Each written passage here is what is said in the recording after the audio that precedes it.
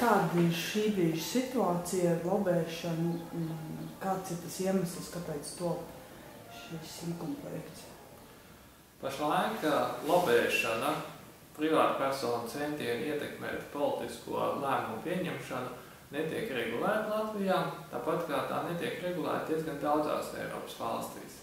Bet Latvija ir viena no tām valstīm, kur pakāpeniski radusies sajūta, ka šīs procesa slēptais raksturs un neformālais raksturs, kas nav redzams plašākai sabiedrībai,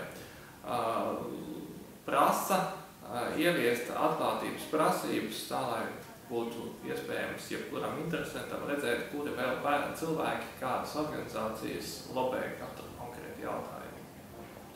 Un pamatbūtība iecerētajām risinājumam ir tāda, ka katrs, kurš vēlas ietekmēt kādas iestādes lēmumus attiecībā uz likuma projektiem, kādu citu normatīvu projektiem vai attiecībā uz politikas dokumentu projektiem, tiek piereģistrēts un informācija par viņu tiek nopublicēta internetā.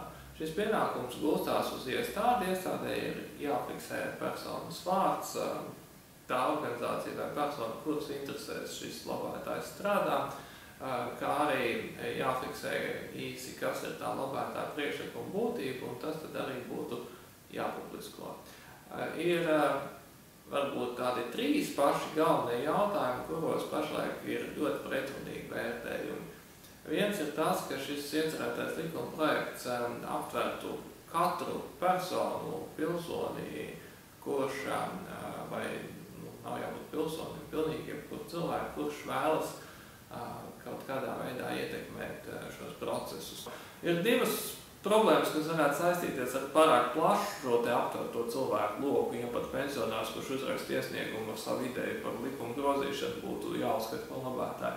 Viens ir tas psiholoģiskais, ka tas cilvēks varētu krietni satrukties, ja viņš pēkšņi uzzinātu, ar šo mirkli es esmu kļuvis par lobētāju un nopublicēts kaut kur vai valsts institūcijas mājaslapā kā lobētājs.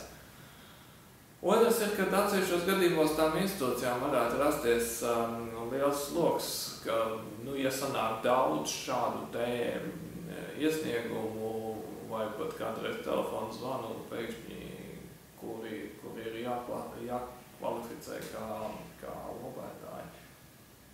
Tas ir riskantākais no šiem visiem problemātiskākajiem aspektiem.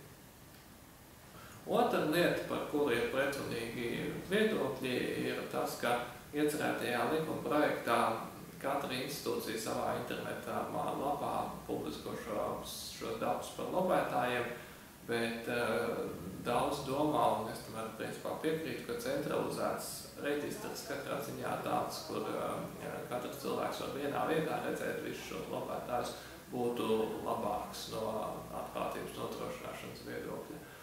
Un trešais jautājums, par kuru ir diezgan pretrunīgi viedokļi, ir tas, vai šo lobēšanas regulējumu vajadzētu attiecināt arī uz situācijām, kur līdzdalība notiek tādā stikri formalizētā veidā, bet te jābūt ļoti uzmanīgam, jo, piemēram, arī tādas pietiekami formalizētas un it kā pietiekami atklātas arēnas, ja tā varētu teikt, kā Saeimas komisijas ir